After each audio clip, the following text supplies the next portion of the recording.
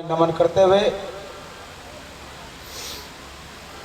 और इस कांगड़डी गांव के मैं सभी नागरिकों को, सभी बुजुर्गों को, बहनों को, भाइयों को मैं तहे दिल से नमन करता हूं कि इस कांगड़डी गांव के अंदर एक इतिहास एक ऐसा बना दिया आज कि शायद सैकड़ों साल तक ये याद रखा जाएगा।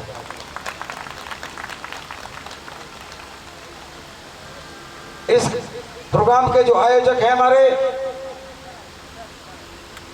सुखबीर सिंह कश्यप जी, सुभाष कश्यप जी, गुरचरण सिंह जी, वास्तव में इन्होंने वो काम किया है कि इस दिल्ली के कोने कोने से और दिल्ली से बाहर से लोगों को यहाँ बुला करके सम्मिलित किया है। वे भी धन्यवाद के लिए जोरदार ताली बजाएं आप लोग।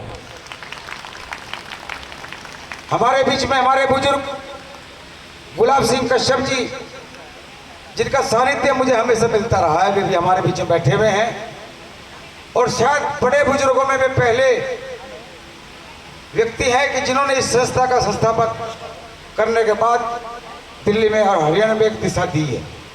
हमारे बीच में रोशनी आरती जी बैठे हुए हैं।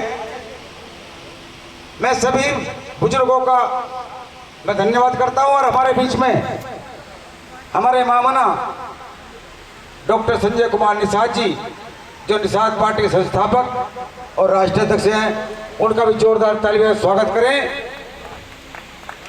मैं ज्यादा समय नहीं लूंगा, मैं चार बात ही कहना चाहूंगा सिर्फ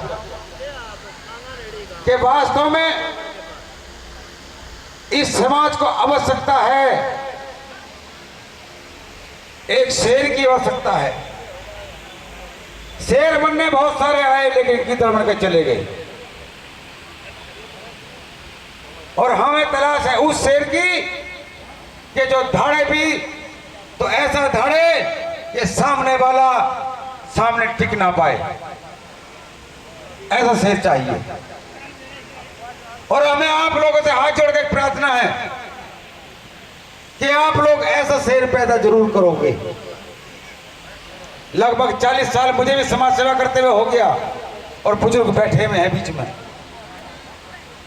और हमें भी तलाश है उस चीज की। हमारे इस दिल्ली क्षेत्र में अभी हमारे सैनी जी एक चौपाई सुनाई थी,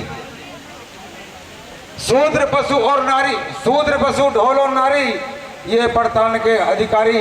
लेकिन मैं कहता हूं सैनी जी सुन लीजिए, ये चौपाई ऐसे नहीं है, ये चौपाई है ढोल पशु और शूद्र नारी, ये ताड़न की ना अधिकारी, ये ताड़न की ना अधिकारी। उसका भी मैं बताऊंगा 2 मिनट के अंदर, आगे भाषण नहीं दूंगा।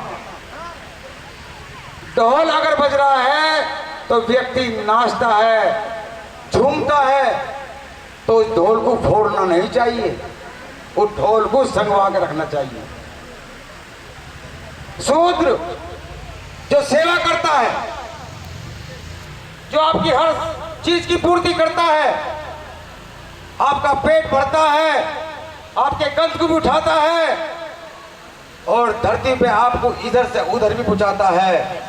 और जो व्यक्ति सेवा करता हो तो उसको भी सम्मान के पात्र होता है, उसको भी संगवा कर रखना पड़ता है।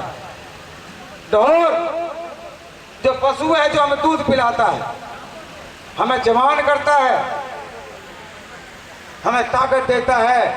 क्या उस पशु की आप गर्दन काटोगे? उस पशु की भी सेवा करने का अधिकार हमारे अंदर होना चाहिए। और नारी हमारे बीच में माताएं बैठी हुई हैं, ये माँ भी है, बहन भी है, बेटी भी है और पत्नी अंधाग्नि भी है। ये हर रूप में बैठ करके हमारी सेवा करती है, दुलार भी करती है, हमारी सेवा भी करती है और हमारी हर चीज की पूर्ति करती है। तो ये भी सम्मान और पूजने के प्रतीक है, इन्हें पूजना चाहिए, मारना नहीं चाहिए। इस चौपाई को बदल दो। मैं बता रहा हूं, समय कम दे रहे, मुझे थोड़ा सा समय कम है, मेरा बता दिया। मैं सिर्फ एक चौपाई पे बोलने आया हूं, बहुत मेरे पास तो मैटर बहुत है। मैं पार्लियामेंट की बात नहीं कहता, मैं अपने मन की बात कहता हूं।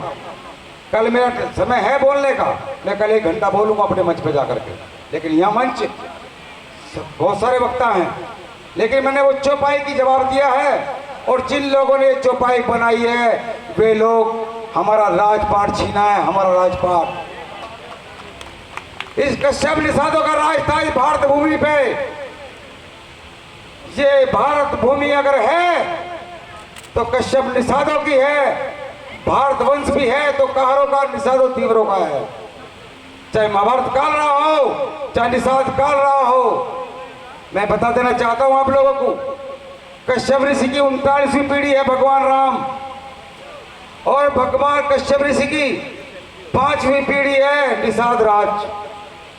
तो हम एक हुए ना हुए, क्योंकि वे ठाकुर नहीं थे, क्षत्रिय थे, हमारा रिश्ता नाता था उनके साथ। लेकिन कुछ आर्यों ने आकर के, आतताइयों ने आकर के और हमारे अंदर फूट डाल करके हमारे राजपाट छीन लिए। फिर हमें राजपाट लेना होगा और उनसे अधिकार छीन करके हम अधिकार की कलम, जब पावर आपके पास होगी तो ये लिखने का काम भी हम करेंगे, मांगेंगे नहीं।